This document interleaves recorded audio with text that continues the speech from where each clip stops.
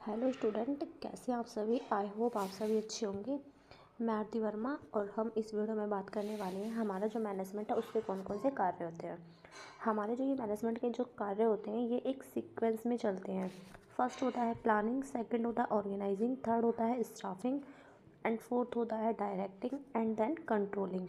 ये हमारे मैनेजमेंट के 5 कार्य होते हैं जो एक सीरीज़ में चलते हैं। हम बात करने वाले हैं हमारा जो मैनेजमेंट है उसका जो पहला कार्य होता है। फर्स्ट ये जो होता है हमारा प्लानिंग करना। प्लानिंग क्या होती है? प्लानिंग का मतलब क्या होता है, जो हम भविष्य को ध्यान में रखकर जो भी हम योजना बनाते हैं उसको हम क्या बोलते हैं? प्लानिंग करना, नियोजन करना।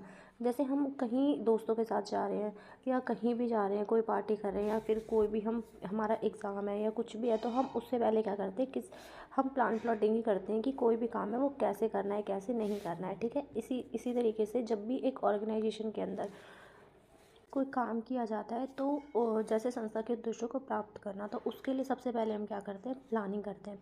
प्लानिंग के अंदर ये देखना होता है कि कोई भी काम है वो कौन करेगा, कैसे करना है या फिर क्या करना है और किस व्यक्ति के द्वारा किया जाना है।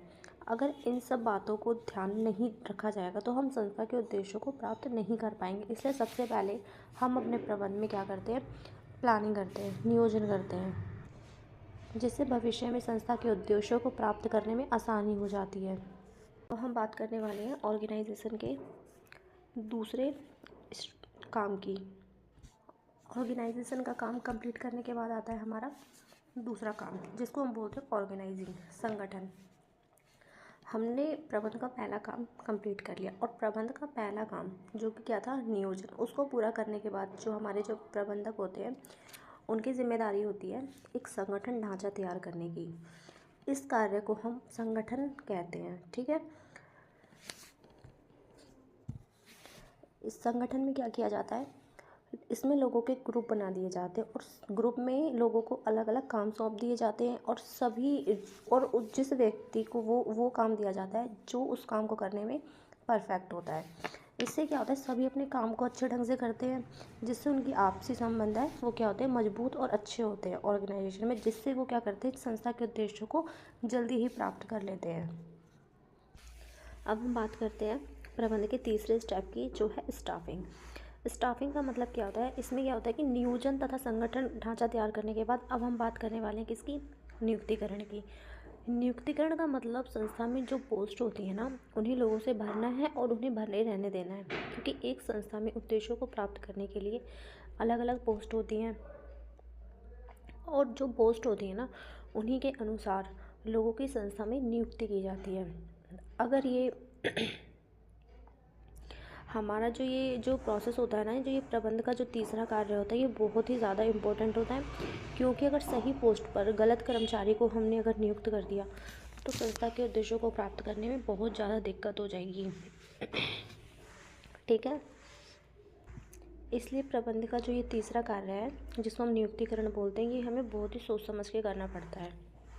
अब हम बात करते हैं प्रबंध के चौथे कार्य की, जो होता है डायरेक्टिंग। इसका मतलब क्या होता है?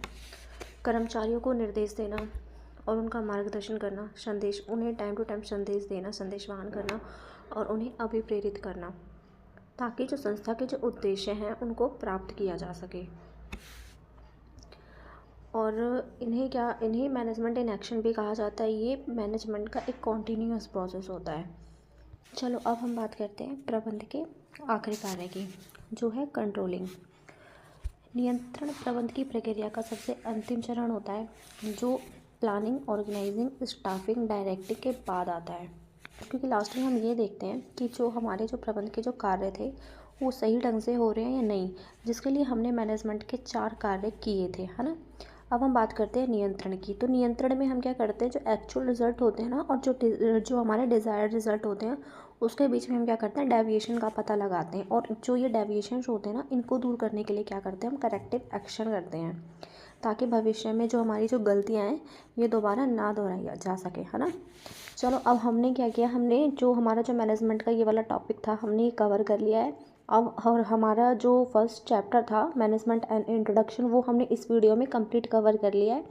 अब हम नेक्स्ट वीडियो में नेक्स्ट चैप्टर को कवर करेंगे। ठीक है, अगर वीडियो अच्छा लगे तो प्लीज़ लाइक करें, शेयर करें एंड कमेंट करें।